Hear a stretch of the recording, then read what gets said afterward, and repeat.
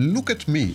I live in luxury. I travel all over the world. Yeah, the third kind we see all over social media. Yes, you could be the same. You could be the same. All you have to do is imitate me. If you don't make this investment by Friday, others will, and you will lose the opportunity of your life. So let's say like limited amount of investments or something like that. We call it the creation of artificial scarcity. Once I have your name and your address and your social security number, I can get a credit card. So you can apply with just those information Online. in any bank?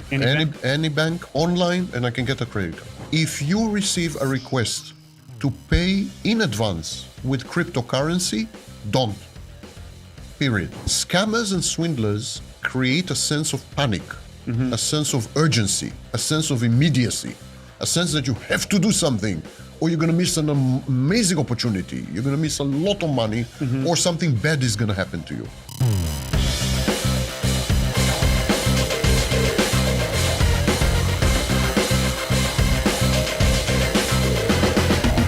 Hello everyone, my name is Vladimir Maric and you're watching podcast Laverit on the Today in the studio we'll be talking about financial frauds, scams, embezzlements with a well-known expert on the topic, Sam Vaknin. Thank you. It's great to be here. So what kind of people are getting scammed usually? Three kinds of people. People who are greedy. They want to get rich quick. They want to make money out of air without any commensurate investment or commitment, hard work, no studies. They just want to wake up in the morning and make money. These are the greedy people.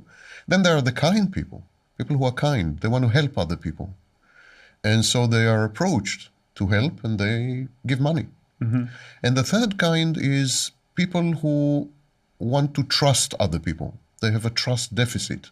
They're usually very suspicious and very doubtful and very paranoid, but deep inside they want to be able to trust someone. And then the perfect person comes along. It's a swindler, a con artist, and it's called con artist because con is confidence. Confidence artist. It's someone who triggers confidence and trust, and then you give him your money or whatever. So for this, the third kind of people, you probably have to use the slow approach. It's a lot of investment and work. You have to overcome their defenses. You have to prove to them that you're reliable and trustworthy and responsible. They can rely on you. So at the beginning, you give. This kind of scammer gives at the beginning, and only much later takes. But what he gives is a fraction of what he takes. I understand. So where is the red line? How can we identify the frauds and scams? Most frauds and scams start via communication. And in the vast majority of cases, this is written communication. The written communication is poor. The grammar, the syntax, clearly written by people who are less than literate, ignorant people, criminals, So your first warning sign is if the text that you're receiving is badly written.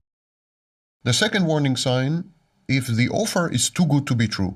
Because if something is too good to be true, it is not true. If you're offered, for example, don't work hard and make a lot of money, or get rich quicker than you've ever imagined, or look at me. I live in luxury. I travel all over the world. Yeah, the third kind we see all over social media. So yes, you could be the same. You could be the same. All you have to do is imitate me, and so on and so forth. So these kind of promises are a serious alert, serious warning sign. And the last point is scammers and swindlers and con artists, they push you very hard. We call it hard sale. They push you very hard to make a decision. And they want you to make a decision now. They don't give you time to think. So you have like deadlines? They bombard you. They bombard you all the time. And yes, they pose deadlines. They say, if you don't enter this scheme, if you don't make this investment by Friday, others will, and you will lose the opportunity of your life. So let's say like limited amount of investments or something like that. We call it the creation of artificial scarcity. Artificial scarcity. So if someone approaches you, makes you promises that sound unbelievable, incredible, too good to be true, and then pushes you to make a commitment or to give him money or to invest, or then better walk away. Well, maybe the Nigerian prince that needs some $200, maybe We'll come to he'll... it. We'll come to it. One of the scams is this type. So what kind of scams there are? You mentioned earlier when we talked that there are 9 types or 13, was it? 13, of course. So can you tell me more about it? Yes, but I will have to use a list, I'm afraid. Of course. The first type is known as a charity scam. Now, most of these scams are not implemented all over the world.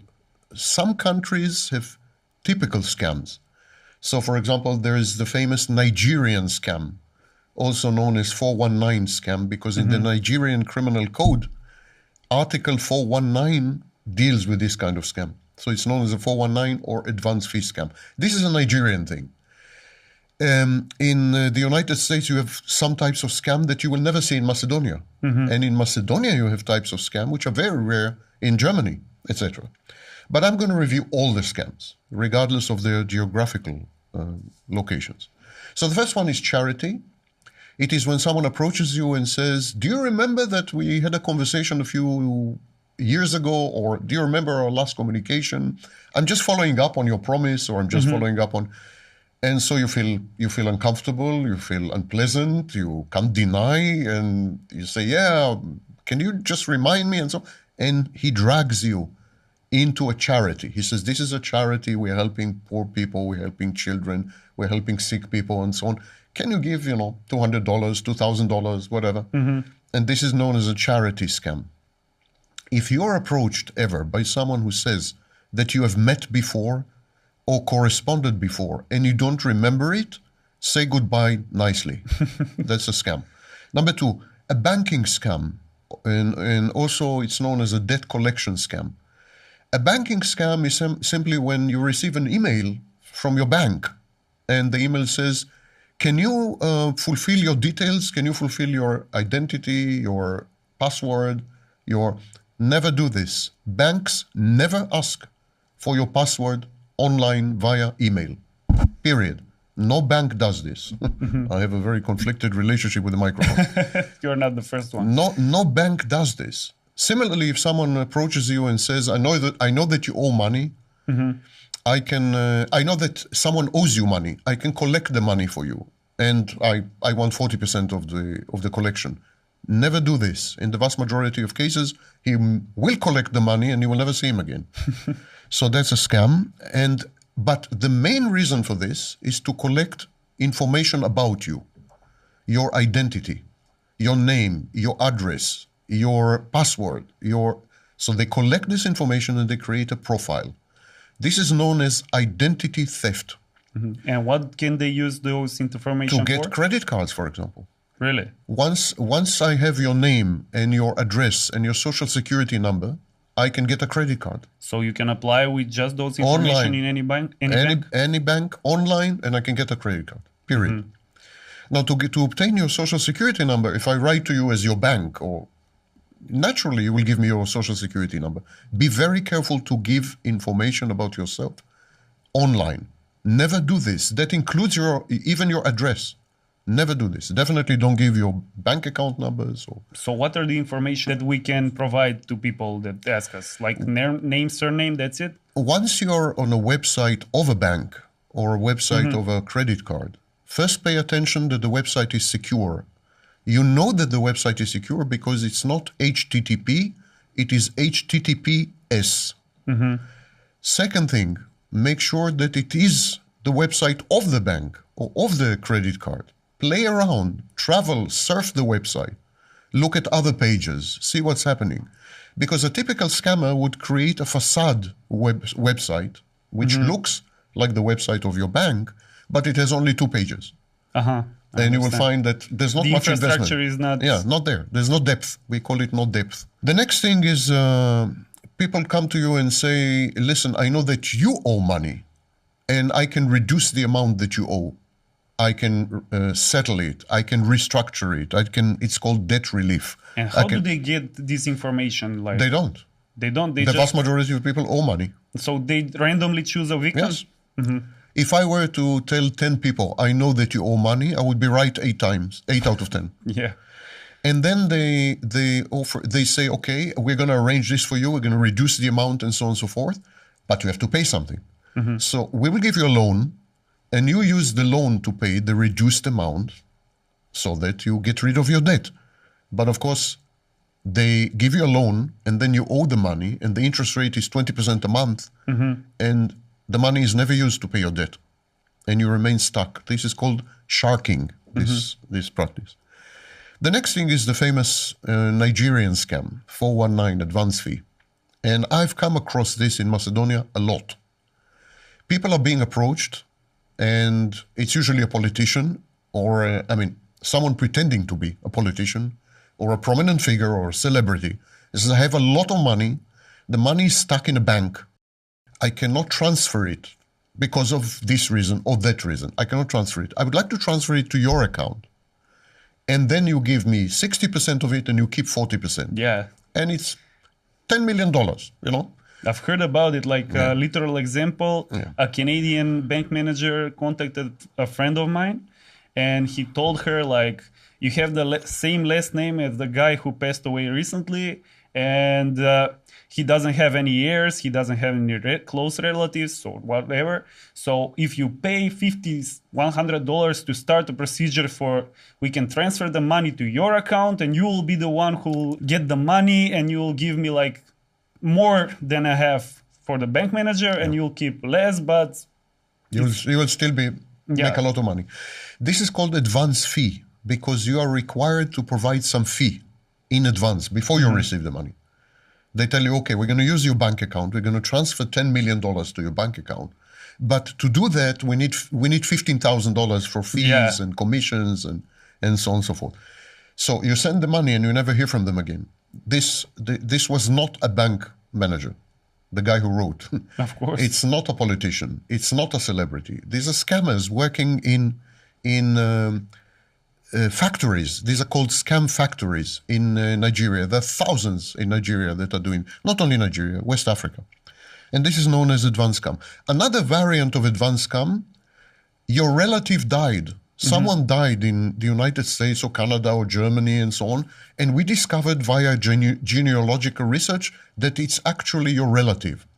So he left you a lot of money, and we want to transfer the money to you. But to do that, we need you to have a registration fee with us. It's $2,000. And your relative left you $2 million. And you have to pay $2,000 because we are lawyers. We have to get our fees and so on. And then we will invite you and we will open the will and you will receive $2 million. That's another kind of nonsense, of course. The next thing is known as grandparent scam. Grandparent scam is when someone writes to you, I lost all my credit cards, I lost all my money, I'm stuck at the airport in Mombasa, and I'm your long-lost brother, or I'm your cousin, or I'm your uncle, or I'm your grandparent. Can you send me $200 or $2,000 just to get me out of this trouble? So there's an appeal to kindness and generosity, and these people identify as your relatives, as someone you know, as your friends. They hijack identity. So the message could really come from the Facebook account of your good friend. Yeah, I've seen or from that. an email, the email of your good friend, because what they have done, they have hacked the email account and so on of your good friend, and now they're using it to send you. So this is known as a grandparent scheme. I'm in trouble, send me money. A colleague of mine has been a victim of that. Yeah. And all of a sudden, I haven't spoken to him at all. We see each other at work and that's it. Hi, how's the friends and family? That's it. Like small talk. And all of a sudden he writes to me and says, I've started doing cryptocurrency. In 48 hours, I made like $50,000. This is my car right now. And he speaks in some Macedonian, but I don't know the guy. So I don't know, some weird Macedonian. I don't know the guy. So I think, okay, he's using like literary language. Yeah, and not common, like say people in Skopje speak. And it was weird. And when I contacted him in person, he said my Instagram account was hacked. That's right. So this is what I said at the beginning. It's badly written. Yeah. Something is wrong. Something doesn't sound right. The language is too literary. Or on the contrary, it's extremely badly written. The grammar is wrong. Syntax is wrong. Yeah. Words that expired in the 19th century are used and so on and so forth. You see that something is wrong. It was like literally Google Translate. Yes, it was Google Translate. Probably. No possibility. Next thing is mail or prize fraud. You won a big prize, and now to receive the prize, you have to send $200 and so on and so forth. Similarly, a jobs fraud. If you apply online, we will guarantee you a job with $100,000 salary in Singapore. Now, all you have to do is fulfill the application online, and there is a processing fee or registration fee. And of course, you never hear from them again. In the previous podcast, there was a TV presenter, and she said, I applied for a job in Rwanda. So she said, like, it was probably a scam, but I wanted to know when did I apply for a job in Rwanda, and it was funny. Like, so this is when it ends well. When it ends badly, if you're a woman, they tell you to come. They tell you got the job. The job is yours. Come over, and then they prostitute you, and this is known as human trafficking. Never ever apply for jobs online with institutions or organizations you don't know or you've had no personal contact with. Never do this, because in the vast majority of cases, we are talking about criminal gangs that are dealing with human trafficking. The next thing is romance scam. This is known as lover boy method. This is when you make a woman, usually the victim is a woman. Not always, but usually. You make a woman fall in love with you, and then you ask her for a loan. You ask her to move money for you in a money laundering scheme. So you're using her account to move money. Or you ask her to buy and sell cryptocurrency on your behalf. We can discuss cryptocurrencies a bit later. Next thing is money transfer or mobile payment services and apps and so on. They offer it to sell you something. So you pay for the goods and they are never delivered. They never arrive. It was a common thing here in Macedonia. One of the mobile service providers had like a prize game. So eventually when you were the one chosen to get an iPhone, so basically you have to write an SMS or call some number. It was a number that charges a fee and it's abroad. We'll come to that, so, yeah. That's a separate type. Oh, I thought that is the one. That's a separate type. No. This is when someone comes to you and says, you're selling cups. I want to buy 100 cups. Okay. And he sends you the money. He sends you the money for 100 cups. So you send the mugs abroad. You deliver the mugs, 100. And then he cancels the payment. Another option, he's selling mugs. And he says, okay, this is the price for you. I'm giving you 60% discount, 70% discount. You send the money and you never receive the mugs. So these are known as trading scams. Not only are there problems with delivery and payment, but they steal your identity. And after that, they pretend to be you. What you mentioned is something else. This is known as SMS phone scam. They send you an SMS. If you respond to this SMS, then you are charged an enormous amount of money. Yeah. Or they call you, and if you respond to the phone call, the number that you see is fake. This is called spoofing. I can spoof my phone number so that you see a number from Macedonia. So they use some kind of software to do that? So you see a number from Macedonia. You call the number from Macedonia, you're actually calling Tokyo.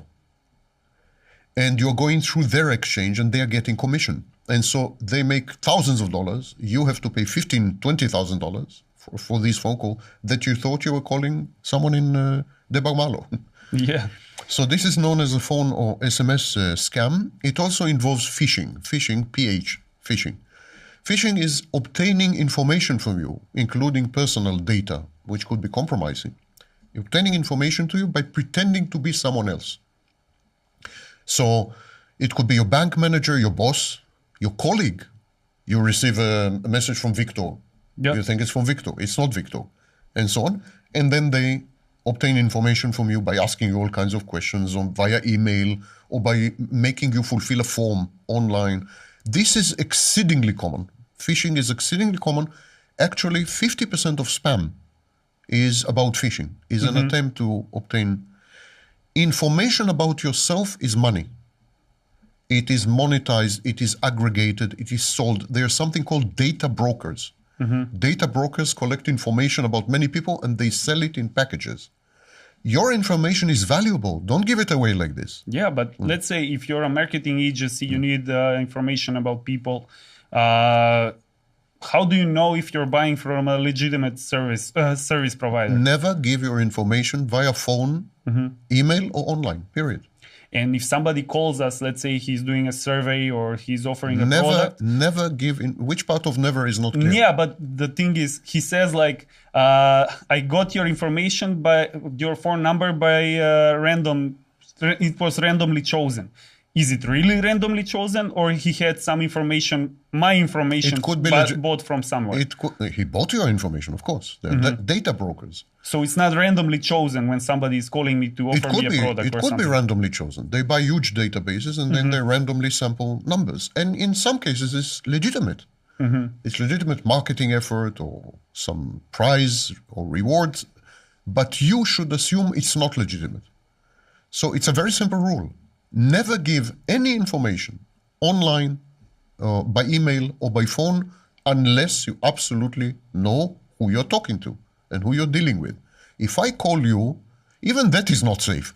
But if I call you, the chance that it is me because you recognize my voice is pretty high. Yeah, but AI can change your voice as well. It can. I said, even that is not safe, but let's say that's a 1% chance. But so we should avoid talking on the phone and everything. Yes. In today's world, giving your identity is dangerous. Constructing your online identity theft, can lead to horrible situations and does lead to horrible situations. They can impersonate you, not only to obtain credit cards, they can impersonate you in crime. For example, if they are money laundering, they can use your identity as if you are the money, you are laundering the money. And you can be caught up with Interpol, or there have been cases like this. Drug cartels were using stolen identities. The next thing is lottery or prize scams. You are informed that you won the lottery or you won some prize, and you have to send some money in order to release the winning. And gift cards and so on. The last very important type of scam is cryptocurrencies. The problem with cryptocurrencies, it's non-refundable. If you pay with a credit card and you have some problem with the delivery or you regret your purchase, the policy of the credit card is to return your money fully, no questions asked. This is not the case with debit cards. With a debit card, you cannot reverse the transaction. And similarly, with a cryptocurrency, you cannot reverse the transaction. You have paid, you're doomed.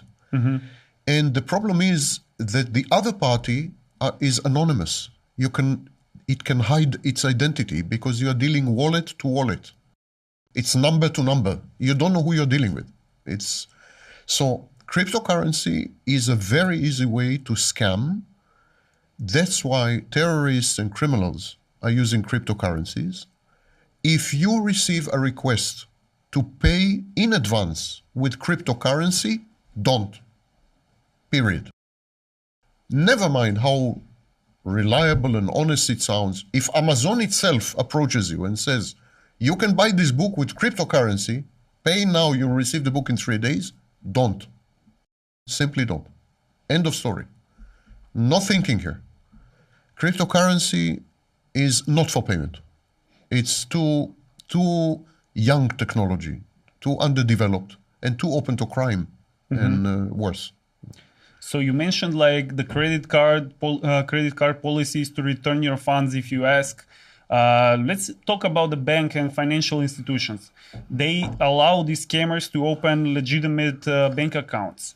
Should they be held accountable if they allow this to happen? Let's say they allow somebody with stolen IDs to open a bank account, and he does he has deposits on his bank account, and then he immediately transfers them by cryptocurrency or something else. Should the bank be held accountable and do reimbursements to the victims in this situation? Banks are not detective agencies. They have something called KYC. What is that? It's Know Your Customer. So they are obligated by law all over the world to ask you quite a few questions. Who are you? Address, your tax number, your identity number, social security in the United States, and so on. So, do you have accounts in other banks? In which other banks do you have accounts? These are all legitimate questions under the FATF. FATF is the directive for money laundering, the global directive for money laundering. So all the banks engage in KYC, know your customer. But this is limited because, of course, you can lie. Yeah, You but can lie on the form. let's say internet service provider, they allow you to have a legitimate email, let's say for $1 a month, or you can buy a domain for $10 per year, or something like you can buy a server to host the domain and website.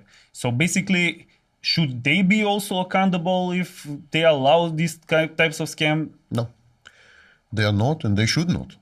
They are not detective agencies. In the United States, there is a law called the Digital Millennium Copyright Act, DMCA, and the law states clearly that service providers and online platforms such as Wikipedia and so they are not and forums and social media, they are not responsible for either the content or the activities in which is carried on in the platform, because you can't verify identity in any meaningful way. Facebook and others are trying to verify your identity by asking you to send a scan of your passport. It's also nonsense. Yeah. It's also nonsense. Today they can falsify whole videos. And for the first time in the history of technology, these videos, and definitely audio, falsified audio, definitely, but even videos, can no longer be told apart from real ones because watermarking technology is very primitive. So we need to tell if a video is fake, you need NSA laboratories. You need and no one has access to such laboratories, even in the commercial sector, even in the judicial sector. No one has access. So today you don't know if a video is real or not. So basically you didn't mention AI in the 13 types of scam you mentioned. So will there be another category in the future? What do you think about it? Right now, there are no meaningful AI scams. Deepfake is not AI. Deepfake is video technology. Similarly, when you falsify audio or when you create avatar, I can, for example, sample your image. Then I can sample your voice if you're sufficiently. For example, I have online thousands of videos. Yep. And so someone can sample my image, sample my audio, and create a deepfake. Actually, I have a few deepfakes. They create a deepfake of me, and it's nothing to do with artificial intelligence. Artificial intelligence can lead to scams because it imitates human speech and human interaction. Artificial intelligence can pretend to be human, and that's the big fear.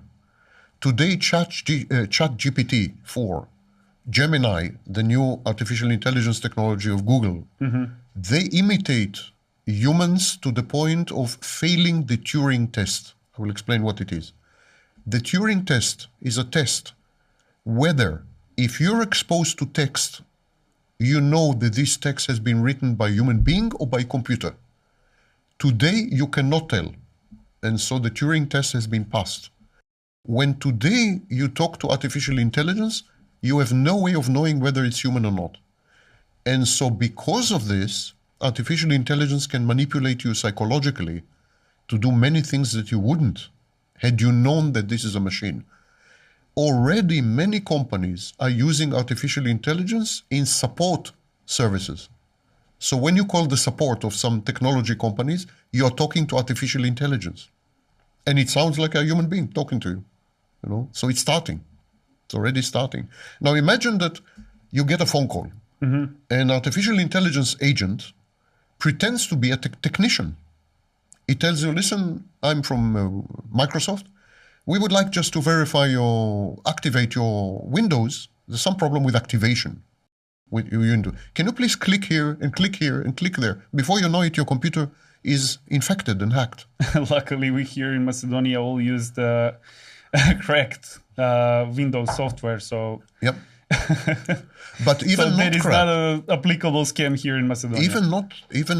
even It is very applicable because if you're using a hacked or cracked system and you get a phone call from Microsoft saying something is wrong with your activation, we're going to disable your Windows. You know that you're using a cracked system. So it's a problem. You'll panic. Scammers and swindlers create a sense of panic, a sense of urgency, a sense of immediacy, a sense that you have to do something or you're going to miss an amazing opportunity. You're going to miss a lot of money or something bad is going to happen to you. A process known as catastrophizing. So basically, how does this process work? Let's say you're a scammer. How do you choose your victims? What's the psychology behind it? Let's say if you're using internet, you're using email, you're using SMS messages, you're using phone calls. How does this process work? Each scammer specializes. Some scammers go on campaigns and they send thousands of videos. Nigerian scam is like this. They send thousands of videos and thousands of emails, and they get a response on one email or 10 emails, and that's enough. It covers the expenses. Some scammers target high net worth individuals. For example, Bernie Madoff or similar people. They target high net worth individuals and they create fake investment schemes or fake investment firms. And this is a very long-term process. Bernie Madoff took 30 years to realize his scam. So you can't generalize. Some people canvas. Canvas means to send thousands of SMSs, thousands of phone calls, thousands of emails, and to capture 10 people, which is more than enough. You cover the expenses. And some people target. They're targeted scammers. And some people use technology only, and some people combine technology with personal touch. So they would deceive you via technology and then fix a meeting with you. And in the meeting, they would be charming. They would be, they would like even in person or just via in person. And they would study you. They would study what are your preferences, your beliefs, your values, and they would resonate with you. They would imitate you so that you think you found your soulmate. Yeah, many of these informations are available online. We have open Facebook, Instagram profiles. And I would like to also ask you about what's the victim psychology? Like, we should come back to that as well. Like, somebody offers something and I'm being greedy, I'm being kind or I want to trust someone. I feel alone. I feel lonely. I want to trust someone. So where is the red line? And someone says a phrase or we see something that's too good to be true. When do we say that's enough? If you are greedy and someone offers you a lot of money with minimal investment and no work at all, walk away. If you are kind and someone approaches you and the story sounds suspect, contact the person. If you lack trust, if you're suspicious and paranoid and you feel lonely and you want to trust finally, this is the romance. The romance scams are like that also. These are lonely women. They want to love. They want to trust. They've been lonely for too long. They would do anything not to be alone anymore. Then if you're suspicious and lonely and so on and so forth, realize that you are vulnerable and be a lot more alert and never ever create a relationship online. It's funny that you mentioned the romantic scheme because for men, it's illegal to do so. And for women, I can just say it's like legalized. There's men that watch these women on OnlyFans and other platforms and they send them money and large amounts of money and that is legalized. And when men are doing it, it's like a scam. So there is a thin line about this subject, but I'm not going to move off the topic. I would like to ask you, let's say you realize you've been scammed. Something doesn't add up. You don't receive your product. You don't have the amount of money that was promised to you. What's your next step?